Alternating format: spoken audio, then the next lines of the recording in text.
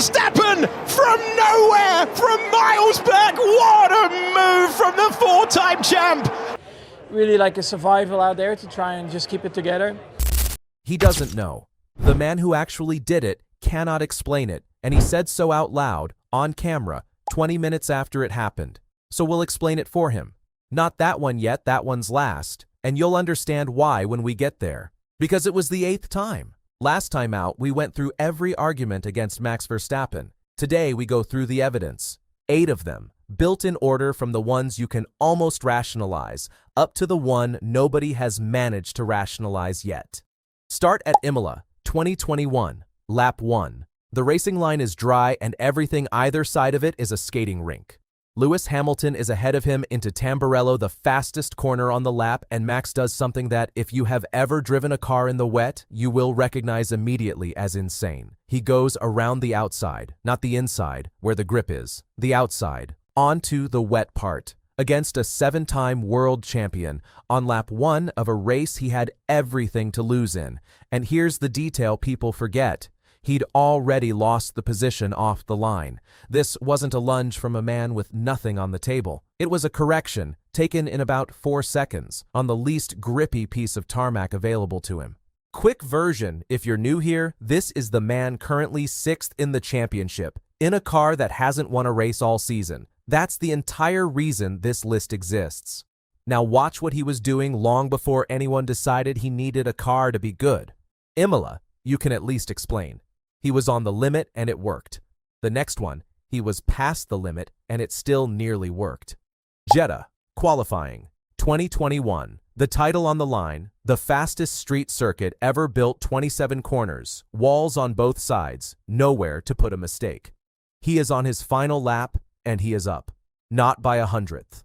Up on the whole field, on a track he had never raced, in a car that wasn't the quickest that weekend. Last corner. The rear steps out. The wall arrives. Pole position ends against concrete with less than a corner left to run. Now that's a failure. Obviously. But look at what the failure tells you.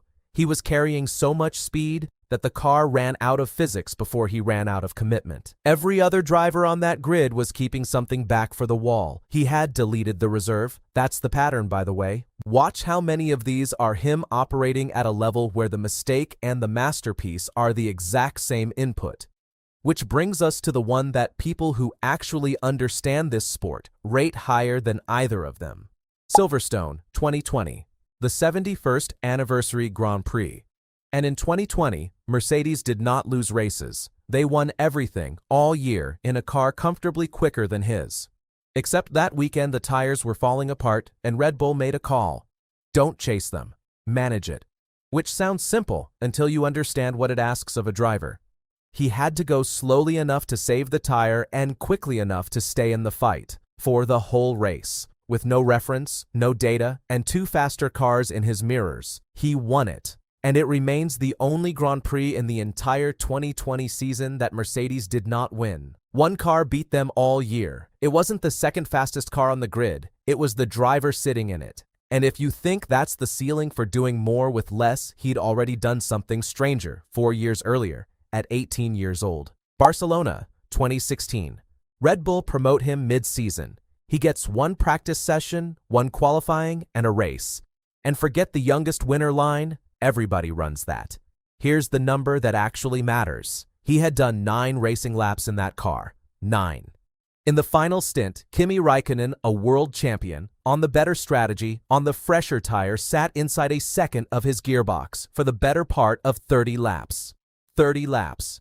18 years old. 9 laps of experience. Not one mistake. Most drivers get their first win when a race falls to them. His didn't fall to him. He had to hold it against a champion for half an hour in a car he had barely met.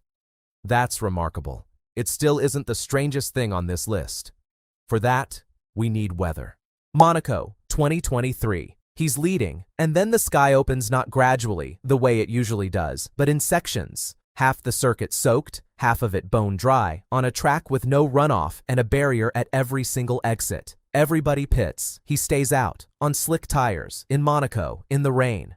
That is a car with no meaningful grip being placed within inches of a wall over and over by a man who has decided the pit lane is the slower option. And he didn't just survive it. He won the race by the better part of half a minute. Anyone can be quick when the track tells you where the grip is. That afternoon, the track was lying, and he drove it anyway. Hold that thought, the rain, because he'd done something with it 7 years earlier that his rivals still talk about. Interlagos, 2016. Standing water, safety cars, drivers spinning on the straight, not in the corners, on the straight. He's running second, and then a strategy call drops him to 16th with about 15 laps left. 16th. In those conditions, with no time to fix it. That's the save at turn 1. Full opposite lock, at speed, in the wet, and he doesn't lift afterwards. Most drivers need a lap to recover from a moment like that. He needed nothing. And then, the one everybody remembers. Around the outside of Nico Rosberg at turn 3, on the wet line, in conditions where nobody else was overtaking anyone. 16th to 3rd, in 15 laps. Rosberg won the championship that season and spent a decent chunk of it being asked about a lap he wasn't even on. So, that's rain, that's a rookie, that's a strategy disaster, that's a qualifying lap that broke the car. Which leaves the one I would put in front of all of them, and it happened recently enough that most of you watched it live. São Paulo, 2024. Qualifying goes wrong in every way it possibly can, and he starts 17th. 17th. In a championship season, in the rain, on a circuit where the spray means you cannot see the car ahead of you, let alone the corner. Hold 2 numbers for this one. He started 17th. He finished first by the better part of 20 seconds. 20 seconds. From 17th. In conditions that ended other people's races entirely. And here's the part that's genuinely awkward for anyone still arguing about the car. Red Bull were not the quickest team that weekend. They weren't close. He didn't win that with equipment. He won it by being the only person on the circuit who could see a way through. That's the one I've never heard a good argument against. Nobody has explained it. They've just quietly stopped bringing it up. Which brings us back to where we started, and to the reason this video exists at all. Chapter 8. Hungary 2026.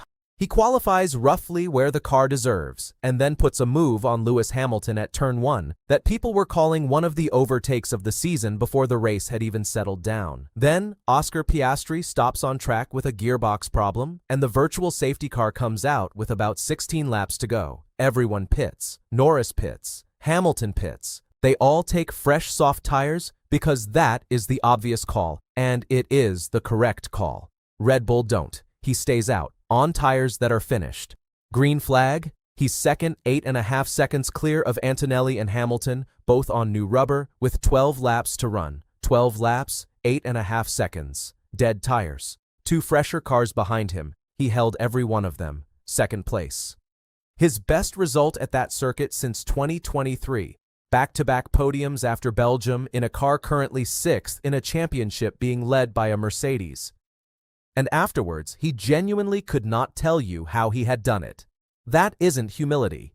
That's a man describing something he did on instinct, quicker than he could explain it to himself.